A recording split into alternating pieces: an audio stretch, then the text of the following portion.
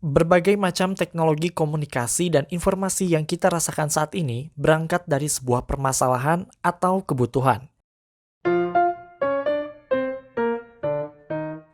Dua hal tersebut merangsang para inovator untuk melakukan kegiatan penelitian dan pengembangan yang dirancang untuk menciptakan sebuah ide, atau sebut saja inovasi. Sebuah inovasi dalam rangka memecahkan masalah atau memenuhi kebutuhan itu. Tapi, apakah kalian pernah berpikir bagaimana sebuah inovasi bisa tersebar di masyarakat? Ternyata proses penyebarannya tersebut memiliki pola dan pengaruhnya sendiri loh. Bersiaplah untuk mengetahui sebuah teori yang akan mengungkapkan misteri yang ada di sekitar kita ini. Oke, sebelumnya perkenalkan, kami adalah mahasiswa dari kelas 7D mata kuliah Perkembangan Teknologi Komunikasi dan Informasi UIN Syarif Hidayatullah Jakarta. Kami dari kelompok 3 yang beranggotakan Asep Sopian, Jadi Setiawan, Dava Haikal, Gladys Indira, Farhan, Ahmad Rifai Bahri, dan Hadid Aulia.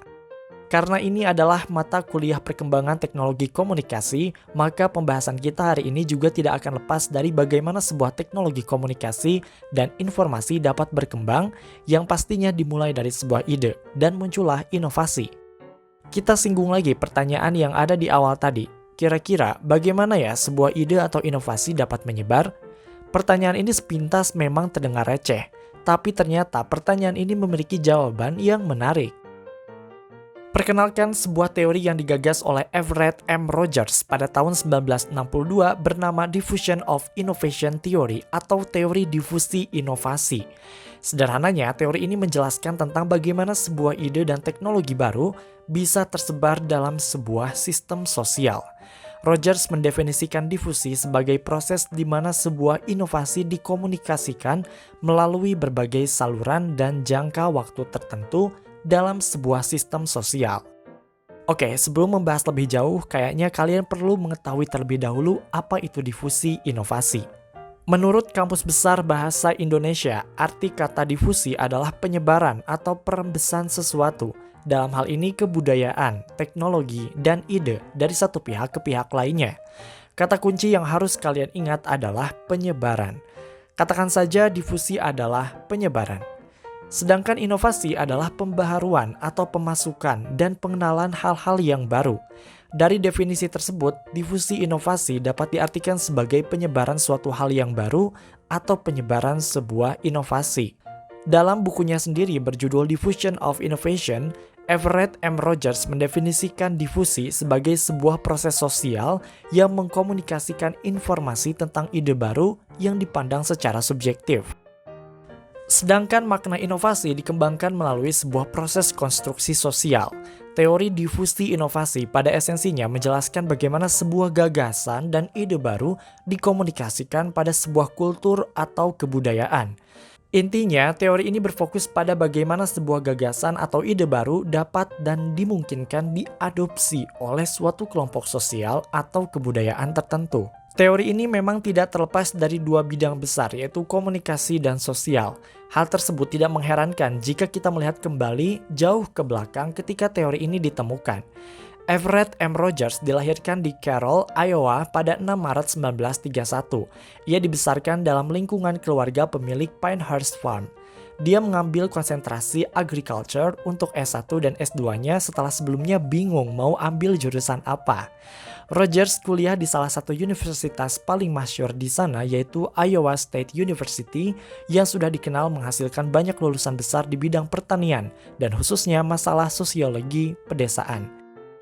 Tepat pada tahun 1950-an, inovasi pertanian banyak ditemukan di kampus ini seperti benih jagung hybrid, pupuk kimiawi, hingga semprotan khusus untuk rumput liar. Namun, Rogers menemukan sesuatu yang aneh. Petani pedesaan di sana tidak semuanya mengadopsi beberapa inovasi tersebut. Inovasi tersebut berhasil diadopsi oleh banyak petani setelah beberapa petani lain melakukannya terlebih dahulu dan inovasi tersebut perlahan menyebar. Kira-kira Rogers bilang, kok bisa kayak gitu ya? Pertanyaan seperti itulah yang membawanya untuk membuat sebuah disertasi yang mencoba untuk menjelaskan penyebaran atau difusi weed spray. Ia juga melakukan wawancara langsung terhadap 200 petani tentang keputusan mereka dalam mengadopsi atau mengambil inovasi tersebut. Selain di bidang pertanian, Rogers juga mempelajari bagaimana difusi inovasi dalam bidang lain seperti pendidikan, marketing, hingga obat-obatan. Ternyata, bidang-bidang tersebut memiliki kesamaan yang persis, yaitu merujuk pada kurva yang dipopulerkan oleh Gabriel Tard pada awal abad 20, yaitu S-shaped diffusion curve. Pada dasarnya, kurva ini menggambarkan bagaimana suatu inovasi diadopsi seseorang atau kelompok dilihat dari dimensi waktu.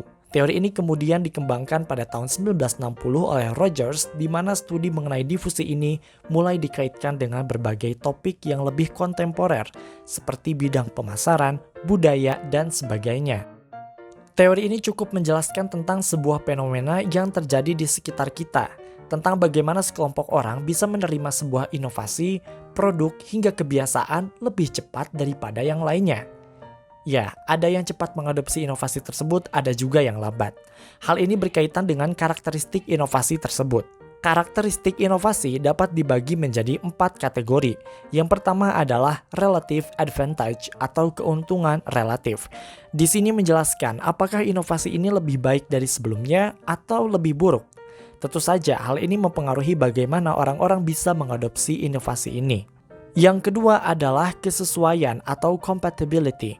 Kesesuaian berkaitan dengan bagaimana suatu inovasi itu dapat dikatakan sesuai dengan kondisi masyarakat, kebudayaan, nilai-nilai, hingga kebutuhan.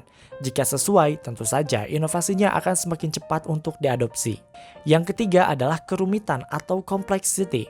Kerumitan berkaitan dengan seberapa rumit suatu inovasi dapat dipahami dan dijalankan oleh adopter. Semakin rumit, tentu saja akan semakin sulit untuk diadopsi, begitu pula sebaliknya. Dan yang terakhir adalah triability atau dapat diuji coba. Suatu inovasi akan lebih mudah diadopsi manakala inovasi tersebut dapat diuji cobakan dalam kondisi yang sebenarnya. Dalam teori difusi inovasi ini terdapat beberapa hal yang perlu ada dan tidak bisa dihilangkan. Ini disebut sebagai unsur-unsur difusi inovasi. Unsur-unsur tersebut meliputi inovasi, tentu saja, sebuah gagasan yang dianggap baru oleh seseorang atau kelompok. Kedua, ada saluran komunikasi.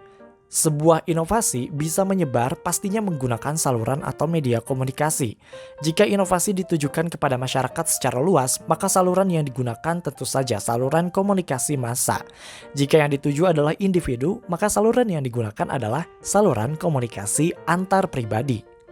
Yang ketiga adalah jangka waktu, yaitu tentang seberapa lama orang-orang bisa mengadopsi inovasi yang ada. Dan yang terakhir adalah sistem sosial yang merupakan kumpulan unit-unit sosial yang membentuk suatu ikatan dalam kehidupan sosial. Rogers mengkategorikan beberapa pihak yang terlibat dalam proses difusi inovasi ini dalam kurvanya yang terkenal. Kurva ini menunjukkan beberapa kategori adopter dalam jumlah persentase. Yang pertama adalah kategori inovator, yaitu mereka yang pertama mengadopsi suatu inovasi. Hanya ada sekitar 2,5% individu yang berani menjadi seorang inovator. Kategori yang kedua adalah early adopter atau perintis atau pelopor, merupakan orang yang bersedia memulai inovasi dalam suatu kelompok. Hanya ada 13,5% orang yang memiliki kategori ini.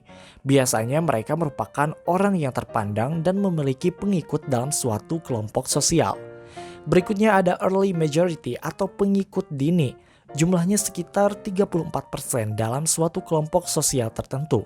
Biasanya mereka yang masuk dalam kategori ini bercirikan memiliki pertimbangan yang matang. Selanjutnya ada kelompok late majority atau pengikut akhir. Mayoritas pengikut akhir adalah mereka yang secara bersama-sama menjadi pengikut akhir pada suatu inovasi. Jumlahnya ada 34% dalam suatu kelompok sosial di mana mereka lebih memiliki pertimbangan pragmatis. Dan yang terakhir ada kelompok laggards. Kelompok ini merupakan kelompok terakhir yang paling sulit menerima suatu inovasi. Jumlahnya sekitar 16% dari suatu kelompok sosial, di mana kaum ini merupakan kaum kolot atau tradisional yang sangat sulit menerima perubahan.